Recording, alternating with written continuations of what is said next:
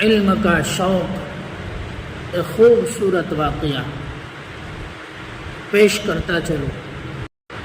امام احمد بن حنبل رحمۃ اللہ علیہ کے زمانے میں ایک نوجوان کو علم سیکھنے کا شوق پیدا ہوا اور اس کی خواہش تھی کہ امام احمد بن حنبل سے علم سیکھے۔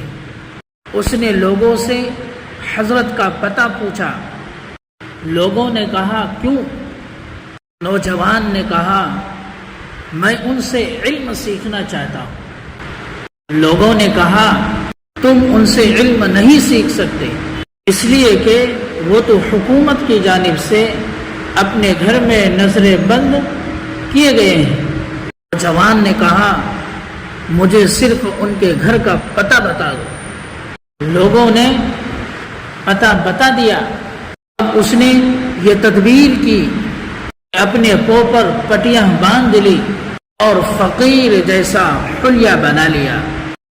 پہلے زمانے میں گداگر فقیر لوگ مانگنے کے لیے پیسوں کا مطالبہ نہیں کرتے تھے، بلکہ ایسی صدا لگاتے تھے کہ اجرکم علی اللہ۔ لوگ یہ آواز سن کر معلوم کر لیتے تھے کہ کوئی گداگر ہے اور اسے جو کچھ دینا ہوتا دے دیتے تھے۔ یہ شخص بھی اسی طرح پورے گاؤں جاتا اور صدا لگاتا رہتا کہ اجرکم علی اللہ۔ اسی طرح صدائے لگاتا ہوا یہ شخص بھی امام احمد بن حنبل کے مکان پر بھی پہنچا، جہاں امام احمد بن حنبل نظر بند تھے اور آپ کو اس گھر سے باہر نکلنے پر حکومت کی اجازت نہیں تھی۔ نوجوان وہاں پہنچا اور صدا لگائی اجرکم علی اللہ۔ امام صاحب نے اس گداگر کی آواز سنی اور اوپری منزل سے جھانک کر نوجوان کو دیکھا، یہ سمجھتے ہوئے کہ کوئی فقیر آیا ہے۔ انہوں نے اوپر سے ایک درہم پھینکا۔ نوجوان نے موقع غنیمت جانا اور کہا حضرت میں درہم کے واسطے نہیں آیا بلکہ آپ سے علم سیکھنے کے واسطے آیا ہوں۔ امام صاحب نے کہا بھائی میں سکھا نہیں سکتا، اس لیے کہ میرے درس پر پابندی لگی ہوئی ہے، میں قید ہوں۔ امام نے کہا حضرت میں روز اسی طرح فقیر بن کر آؤں گا، آپ اوپر سے چٹھی میں حدیث لکھ کر بھیج دینا، میں اس کو یاد کر لوں گا۔ امام صاحب نے حامی بھر لی۔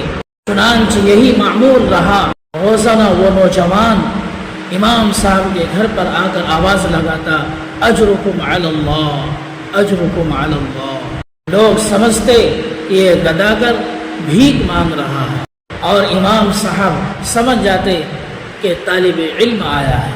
چنانچہ وہ اوپر سے ایک حدیث لکھ کر ڈال دیتے، یہ اس کاغذ کو لے جاتا اور اسے یاد کر لیتا۔ اس طرح کافی عرصہ گزر گیا۔ ایک عرصہ کے بعد حکومت بدل گئی اور امام صاحب سے وہ پابندیاں ختم کر دی گئی، بلکہ حکومت ہی کی اجازت و اصرار سے جامعہ مسجد میں آپ کا باقاعدہ درس ہونا شروع ہوا۔